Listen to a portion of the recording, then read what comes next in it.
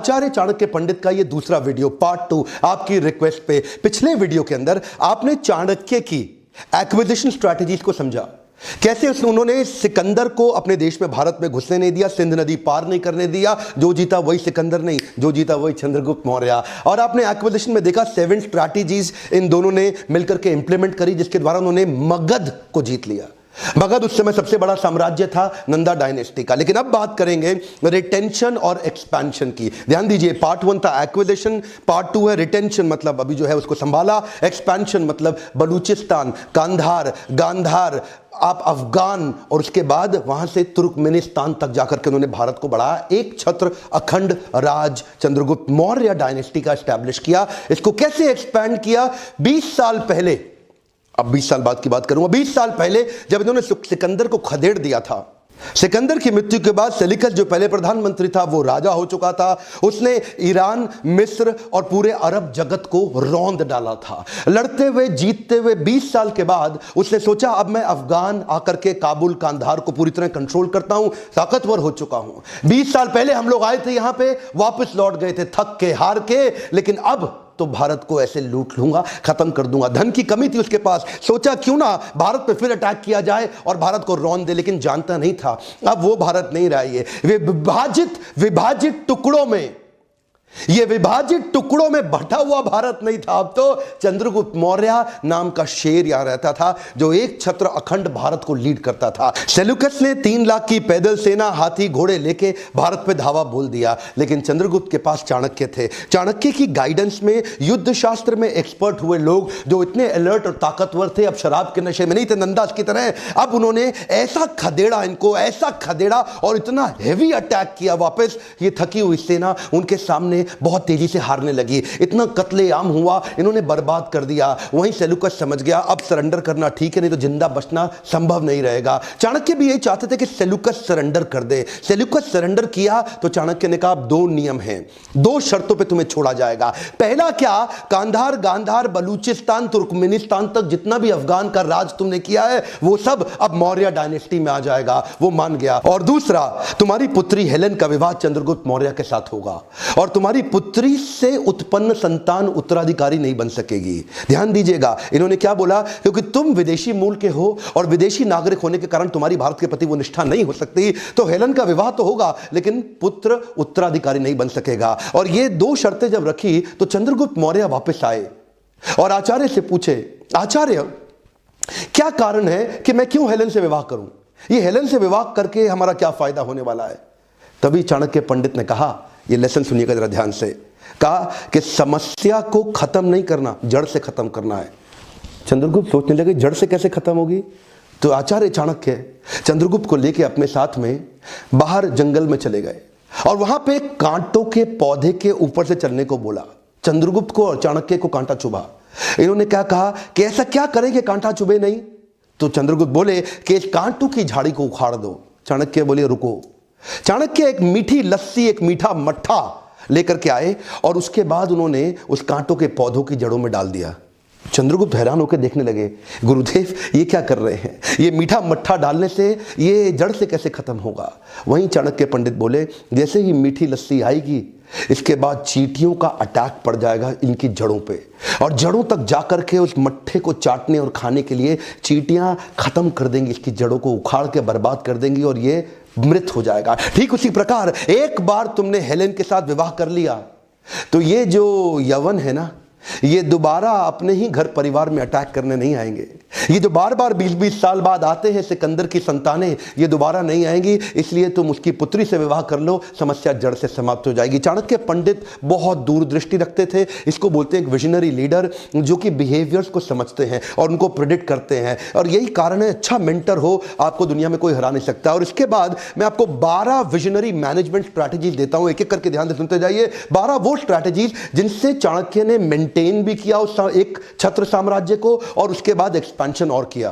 पहला management principle, disruption of corruption. Chanakya Pandit जानते थे कि करप्शन को समाप्त करना जरूरी है। करप्शन जो आज भी हमारे देश के अंदर पूरी तरह से व्याप्त हो रखा है, आप और मैं सब उससे पीड़ित हैं। चाणक्य पंडित जो पहले विजनरी लीडर हमारे पृथ्वी के 2300 साल पहले उन्होंने ऑडिट मैकेनिज्म चालू कर दिया था। ऑडिट मैकेनिज्म जो आज ऑडिटिंग कंपनीज हैं, चाणक्य पंडित तब से ऑडिट करते आ रहे हैं। ट्रांसफर सिस्टम रखा हुआ था कि किसी भी लीडरशिप पोजीशन पे एक आदमी को लंबे समय तक नहीं रखना, उसका ट्रांसफर करते चले जाएं। आपको जान के गर्व होगा कि पृथ्वी का पहला कॉन्स्टिट्यूशन पाटलिपुत्र भूमि की उपज है। यह कॉन्स्टिट्यूशन को भी धर्म के रूप में एस्टैब्लिश कर दिया। हर देशवासी को कॉन्स्टिट्यूशन मानना होगा। ऑडिट मैकेनिज्म के थ्रू सबको कंट्रोल करके रखेंगे। दूसरा मैनेजमेंट प्रिंसिपल, किसी भी चीज को एग्जीक्यूट करने के लिए 6 point plan of execution ability build करते हैं। क्या होता है ये 6 पॉइंट प्लान? ये हर काम को करने से पहले ही डिसाइड करते थे 6 चीजों को कि हमें करना क्या है, कौन करेगा, कैसे करेगा, कब तक करेगा,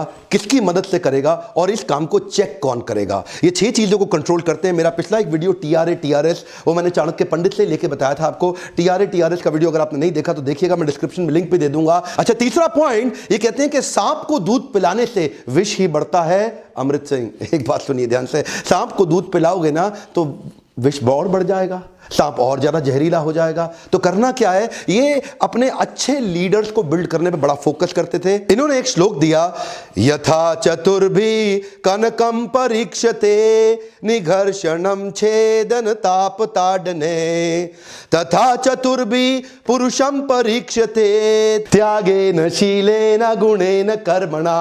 ये क्या कहते हैं, जिस प्रकार सोने को चेक करने के लिए उसकी क्वालिटी को निघर्षणम, उसको रगड़ के देखा जाता है, छेदन, उसमें छेद किया जाता है, तापन, उसको आग में ताप कर परखा जाता है, ताड़ने, उसको पीट पीट करके चेक किया जाता है। सोने को चेक करने के लिए ये 4 स्टेप्स हैं। उसी प्रकार अपनी टीम के अंदर high performing business leaders, functional head को भी चेक करने के लिए 4 काम करने जरूरी है। तथा चतुर्भी पुरुषम परीक्षते, कि एक पुरुष की परीक्षा करने के लिए भी, तथा उसी प्रकार, यथा जिस प्रकार, तथा उस प्रकार, एक पुरुष की परीक्षा लेने के लिए भी 4 काम करने हैं। पहला क्या है, त्यागेन शीलेन गुणेन कर्मणा। पहले उसके त्याग को देखो। क्या जो व्यक्ति आपके साथ काम कर रहा है वो पर्सनल पावर के लिए कर रहा है, पोजिशनल पावर के लिए कर रहा है? कई लोग केवल पोजीशन के पीछे भाग रहे हैं, वो सत्ता, कुर्सी, लोभ, लालच, इसके पीछे कर रहे हैं। क्या उसमें त्याग की भावना है कि नहीं है? पहला पॉइंट। अगर त्याग की भावना नहीं है, आपके लिए खतरनाक साबित होगा। शीलेन, उसका चरित्र कैसा है, कैरेक्टर कैसा है, कठिन परिस्थिति में उसका चरित्र दिखाई पड़ेगा। गुणेन, उसकी इंट्रिंसिक बाकी क्वालिटी कैसी हैं। कर्मणा, वो काम कैसे करता है, उसके कर्म कैसे हैं। ये 4 चीजें जब आप देखेंगे तो इससे आप अपने हाई परफॉर्मिंग लीडर्स को, आप कैरेक्टर्स को तैयार कर सकते हैं। दूसरी तरफ जैसे सोने में बताया गया गोल्ड को चेक करने के लिए 4 चीजें, इसी तरह हाई परफॉर्मिंग टीम को चेक करने के लिए भी 4 चीजें। चौथा प्रिंसिपल बड़ा कमाल का इन्होंने एस्टैब्लिश किया, देश का स्वार्थ ही मेरा स्वार्थ। क्या मतलब हुआ? Nation first. नेशन फर्स्ट, देश का स्वार्थ ही मेरा स्वार्थ। यह भावना उन्होंने पूरे देश में फैला दी। ये भावना फैलाने से क्या हुआ, ये हमेशा बोलते थे ना, जय मां भारती, जय मां भारती, भारत को अपनी माता मानते थे। राष्ट्रवाद, राज्यवाद नहीं, ध्यान दीजिएगा, कम ऑन। आजकल के लीडर्स क्या कर रहे हैं? राज्यवाद, जातिवाद, धर्मवाद। लेकिन ये क्या करते थे? राष्ट्रवाद। देश को अगर एक करना है, पूरे देश को एक साथ जोड़ना है, तो वो नेशनलिज्म की फीलिंग इन्होंने एस्टैब्लिश कर दी। एक बार एक कहानी सुनाता हूं बड़े कमाल की आपको। यूनानी राजदूत आचार्य चाणक्य से मिलने आए, और जब वो महल पहुंचे, चंद्रगुप्त मौर्य के महल पहुंच के उन्होंने पूछा कि मैं आचार्य चाणक्य से मिलना चाहता हूं, वो कहां रहते हैं, उनका कक्ष कहां है, उनका कमरा कहां है, उनका महल कहां है? तो सबने बताया कि वो तो नगर के बाहर रहते हैं। ये बोले नगर के बाहर? तो एक सैनिक उनको लेके गया, चाणक्य की कुटिया की तरफ लेके गया।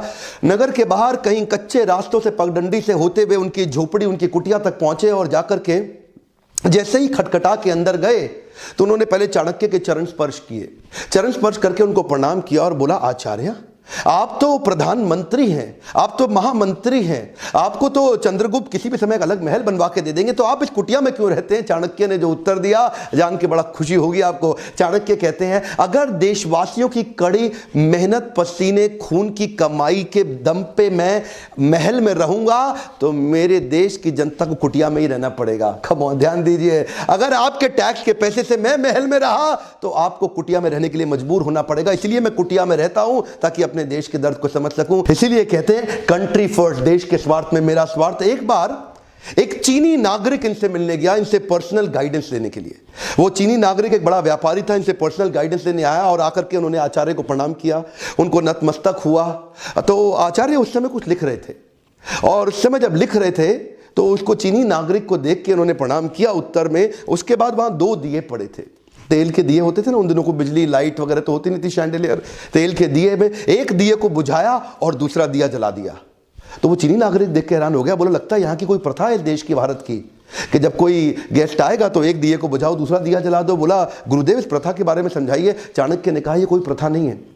वो जो पहला दिया था ना उसमें जो तेल था वो मेरे देश का तेल था, क्योंकि मैं देश के काम के लिए उसको इस्तेमाल कर रहा था और लिख रहा था और देश का काम इस समय कर रहा था। पर अब तुम मुझसे पर्सनल गाइडेंस लेने आए हो तो मैं देश के तेल को इस्तेमाल नहीं कर सकता दिया जलाने के लिए। ये मेरा पर्सनल तेल और मेरा निजी दिया है, इसको जला रहा हूं क्योंकि पर्सनल डिस्कशन हो रही है, इस समय देश के लिए नहीं हो रही। चाणक्य की बात सुन के, उनकी ईमानदारी और राष्ट्र निष्ठा को देख के वो वही नतमस्तक हो गया, उनके चरण स्पर्श किए। चाणक्य ने इस प्रिंसिपल को एस्टैब्लिश कर दिया, कंट्री फर्स्ट, जिसके कारण देश दोबारा टूटा ही नहीं कभी। अगला प्रिंसिपल, बुद्धिमान इंसान गोपनीय ज्ञान को गोदाम में रखता है।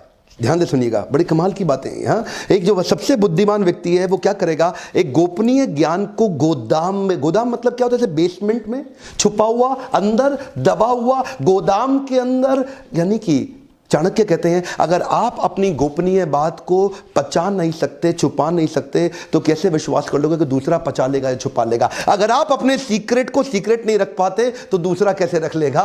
इसलिए अपने कॉन्फिडेंशियल मैटर्स, अपने सीक्रेट्स को सब में पब्लिक ना करें, उसको गोदाम में छुपा के रखें। यह बुद्धिमान इंसान की निशानी है। थोड़ा तेज चलूंगा क्योंकि वीडियो तो बहुत लंबा बनाने का मन करता है, लेकिन आप लोग के पास समय कम है ना। तो छठा पॉइंट है, evaluate the self interest in relationships. Her relationship किसी ना किसी इंटरेस्ट से जुड़ा हुआ है। चाणक्य कहते हैं कि कोई भी ऐसा रिलेशनशिप नहीं है, ये कड़वी सच्चाई है संसार की, जिसमें कोई भी इंटरेस्ट ना हो। हर रिलेशनशिप में कुछ ना कुछ इंटरेस्ट है, पर वो ही कहते हैं कि अपना इंटरेस्ट और सामने वाले का इंटरेस्ट दोनों को इवैल्यूएट कर लो। अगर सामने वाले का इंटरेस्ट आपके लिए खतरनाक नहीं है, अगर सामने वाले का इंटरेस्ट आपको कोई बड़ा खतरा नहीं देने वाला, तो ऐसा रिलेशनशिप ठीक रहता है, उसमें दिक्कत नहीं है। सातवां पॉइंट, कमजोरी का प्रदर्शन आपको और कमजोर बना सकता है। क्या मतलब हुआ कि जैसे सांप जिसका भी जहर नहीं है उसको भी फुफकारना नहीं छोड़ना चाहिए, क्योंकि अगर सबको पता चल गया कि ये सांप जहरीला नहीं है तो उस सांप का बड़ा बुरा हाल किया जाएगा, उसको लोग बहुत तंग करेंगे। जब कृष्ण भी गीता सुना रहे थे और देखा कि अर्जुन अभी थोड़ा उबासी ले रहा है बीच में, अच्छा चल रहा है गीता, तभी कृष्ण ने विराट रूप दिखाया। जैसे ही कृष्ण ने विराट रूप दिखाया, अर्जुन क्या बोला, ओह सॉरी सॉरी भगवान, सब समझ आ गया, सॉरी सॉरी, वापस आ जाओ। तो कभी ज़्यादा अपनी कमजोरी के बारे में पता ना लगने दो, नहीं तो लोग आपकी कमजोरी का फायदा उठाएंगे, आपको कंट्रोल कर लेंगे। आपको डसने का जरूरत नहीं है, लेकिन फन दिखा सकते हैं। अगला पॉइंट है कि मछुआरा भी कुछ पाने के लिए पहले जल में उतरता है। इसका मतलब क्या है, रिस्क लेना जरूरी है। The biggest risk that you can take in your life is by not taking any risk at all। 9th point है, मूर्ख लोगों से विवाद ना करें। मूर्ख व्यक्ति से हमेशा दूर रहना ठीक है, क्योंकि जो मूर्ख लोग होते हैं ना, वो पहला आपका समय बर्बाद करेंगे, दूसरा अपने बुद्धि के स्तर के नीचे आपको बराबर लाएंगे, और उसके बाद तीसरा आपको पीट पीट के आपको तंग करेंगे। और इसलिए अच्छा क्या है, उनसे दूर ही रहो। अगला पॉइंट है, दूध की आवश्यकता पूरी करने के लिए हथनी पालने की जरूरत नहीं है। अगर आपको दूध चाहिए तो हथनी ना पालें। हाथी जो है ना, एक एक्सपेंडिचर का सूचक है, यानी कि जब भी कुछ एक्सपेंशन कर रहे हो किसी जरूरत के लिए, अननेसेसरी बड़े बड़े एक्सपेंडिचर करने की जगह कोशिश करें कि अपने आप को एकदम स्लिम, एसेट लाइट रखें। आपने मेरा मॉडल सुना ना, फ्लाई लाइट, एसेट लाइट, ये चाणक्य पंडित ने उस समय सिखाया था कि जब भी एक्सपेंशन करना हो कोशिश करें कि कम धन के अंदर किया जा सके। हथनी के बिना ही दूध का भी अरेंजमेंट किया जा सकता है। जब आपको पेट्रोल भरवाना हो गाड़ी में तो आप पेट्रोल पंप नहीं खरीदते हैं। जब आपको घर में दूध 2 लीटर मंगाना हो तो आप 10 गाय नहीं खरीद लेते हैं। उसी प्रकार जब आपको एक्सपेंशन करना हो, जबरदस्ती अपने एसेट ना बिल्ड करें, फ्लाई लाइट। 11वां सूत्र है, शराबी के हाथ में दूध का ग्लास भी शराबी समझा जाता है। क्या मतलब हुआ, जो बुरे लोग हैं ना, देखिए आप जहां काम करते हैं, अपने ऑफिस में अगर आप नौकरी करते हैं तो कभी भी कामचोर आलसी लोगों के साथ दोस्ती ना रखें, नहीं तो आपका बॉस आपको कभी पसंद नहीं करेगा। ऐसे लोग जो नॉन प्रोडक्टिव हैं, ऐसे लोग जो कंपनी में पैरासाइट हैं, उनसे अपने आप को थोड़ा डिस्टेंस कर लें, क्योंकि जब भी बॉस आपको उनके साथ देखेगा तो आपको उनके जैसा ही समझेगा, भले ही आप कितने अच्छे, कितने इंटेलिजेंट क्यों ना हो। अपने इंप्रेशन को बनाए रखने के लिए ईमानदार लोगों से दोस्ती करें, क्योंकि बॉस को हमेशा अलर्ट और कमिटेड लोग ही पसंद आते हैं। और 12वां पॉइंट है, quality enhancement. Chanakya quality enhancement पे बहुत जोर देते थे। जिस प्रकार एक लकड़ी में दीमक लगी हुई लकड़ी जल्दी नष्ट हो जाती है, ठीक उसी प्रकार किसी राज्य का शासक अगर अशिक्षित है तो वो राज्य का कल्याण कभी नहीं कर सकता।